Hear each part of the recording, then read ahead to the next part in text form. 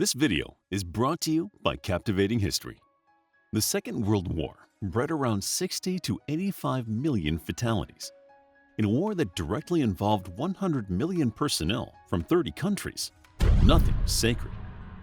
When Romans looked at foreign invaders, they thought of them as barbarians, and they specifically referred to them as barbarians.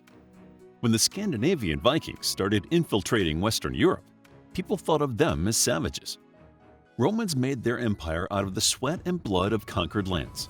Yet, ironically, they used to project inhumanities onto others for doing the same. They were known for their military might, but any competitor who challenged their skill and pushed their forces beyond their usual limits was wrong for doing so.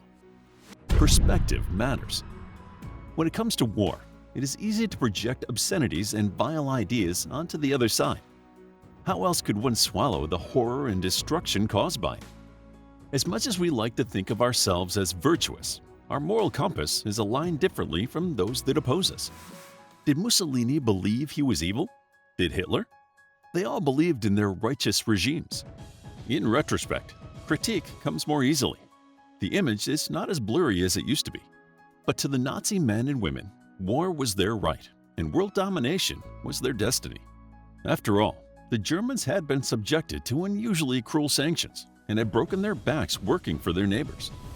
The highly scrutinized Treaty of Versailles had reduced them to slaves, and nothing appeals more to the exploited than to become the exploiter. Collective fear stimulates herd instinct and tends to produce ferocity toward those who are not regarded as members of the herd. Bertrand. It is interesting to think how life would have looked like during the Second World War. Still, the answer to that curious inquiry is much more complicated than one might think. By the mid-20th century, the Industrial Revolution had already brought the world closer than ever before. The internet was still far off into the future, but many countries were engaged in a global trade.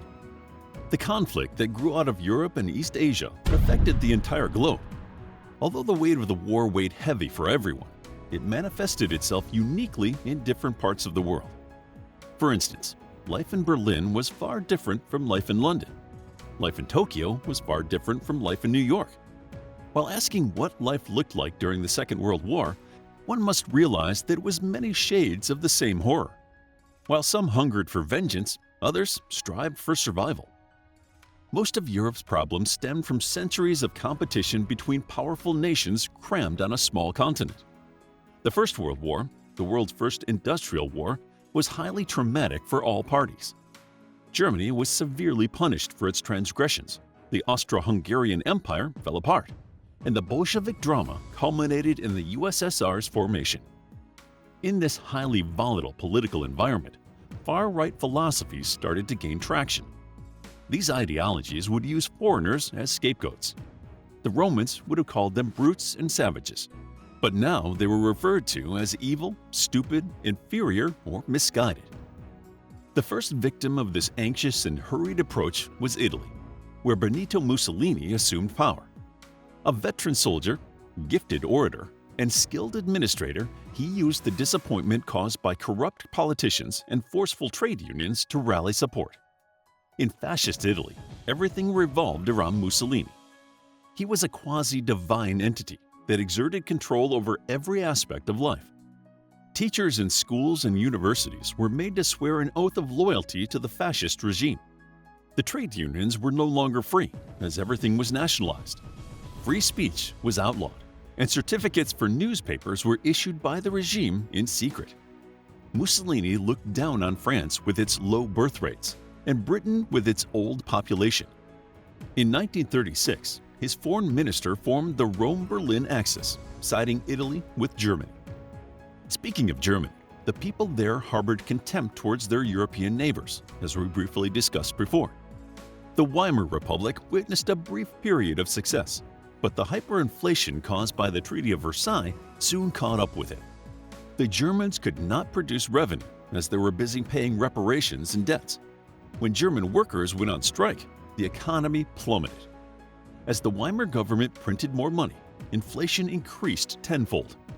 Living standards declined severely in a few years, making people vulnerable to radical ideas. After the war started and Germany started taking over the European land, their resources increased and living standards increased briefly. When the war hit its stride, Hitler opted for rationing because hunger had caused political instability during the First World War. By 1944, though, the Germans were experiencing chronic shortages. In the last year of the war, everyday items were hard to get, and life was miserable. Even though the reality on the ground was quite severe, the Nazis tried to downplay the death and destruction to keep morale high. Germany bore the brunt of the war as around 5.3 million military personnel were killed. Around 11 to 17 million civilians died due to Hitler's racist regime, including 6 million Jews and 1.9 million Poles and other Slavs. Around 3.6 million homes were destroyed as well. Even though buildings were spaced apart in Berlin, the city was completely and utterly destroyed. On the other hand, buildings in London were relatively close to each other, so it looked worse, even if it was not. This was not to say that the British were living in great conditions. Life in Britain was as harsh as almost anywhere else. During the Blitz, propaganda films claimed that Britain can take it. The situation on the ground was quite different. A disenchantment took over the urban areas as people found themselves unable to take it. A critical view of the situation yields a sense of social tension and even resentment for the upper classes as bombs destroyed industrialized zones in the country. Food imports were targeted, and the food supply was continuously disrupted.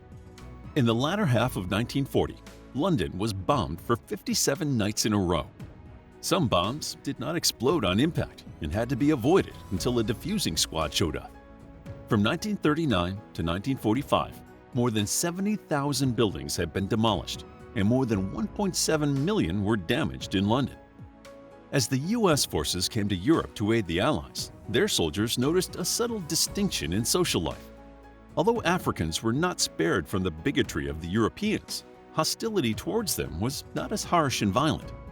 The African Americans who fought for the Allied forces came home with a new perspective, a new lease on life. On the other hand, war was not as agitating for the Americans at home as it was for their European counterparts. As a remote country, it was difficult to attack them, and they did not have to worry about their defensive capabilities, which was why the attack on Pearl Harbor came as such a big shock. In the Soviet Union, the loss of life was almost crippling. They had lost around 8.7 million military personnel and 19 million civilians. Nearly a quarter of the entire Soviet population was either wounded or killed. As we head towards the east, let's look at the political landscape in Asia. The Chinese revolutions of 1911 and 1913 had disrupted the region, and the Chinese Civil War, which began in 1927 and lasted until 1949, triggered a period of severe political turmoil. As the nationalists and communists vied for power, the regional status quo went out the window. Meanwhile, Japan had been on a steady economic rise. Due to Western interference, the Japanese viewed the outsiders with contempt. To them, the Europeans and Americans were greedy colonialists who were disrupting life in their part of the world. They needed an avenue for their hatred, and they found it in their neighbors. In 1931, they invaded Chinese Manchuria. The conflict gradually developed into the Second Sino-Japanese War, but the war was still local. As the Second World War began in Europe, the Eastern powers started to align themselves with the Allies or the Axis. The war also provided a great opportunity for the colonies of the West. Let's consider the Indian subcontinent as an example. Somewhere between 12 and 29 million died of starvation in British-induced famines. During British rule, the region went from having 27% of the world's exports to 2%. When the wheels of the First World War set into motion, Indians went to fight alongside the British. Over 1 million Indians fought in World War I. However, the pressure was mounting on the European overlords during World War II, and the victims of colonialism looked to take advantage of it. The Indian subcontinent demanded independence and eventually orchestrated it since the British were far too busy defending their borders. After the Second World War, the UN came into being, and many colonies in Asia and Africa were granted independence in the next couple of decades. Death had arrived in many parts of the world, but for those who had survived, life had changed in a profound and unsettling manner. To understand this change, one only has to notice the films in America and Europe before and after the fact. People were no longer interested in technicolor fantasias. Life had been sapped out of them. They now wallowed in despair and self-pity. The war may have been over, but the disillusionment of the industrialized world still loomed large.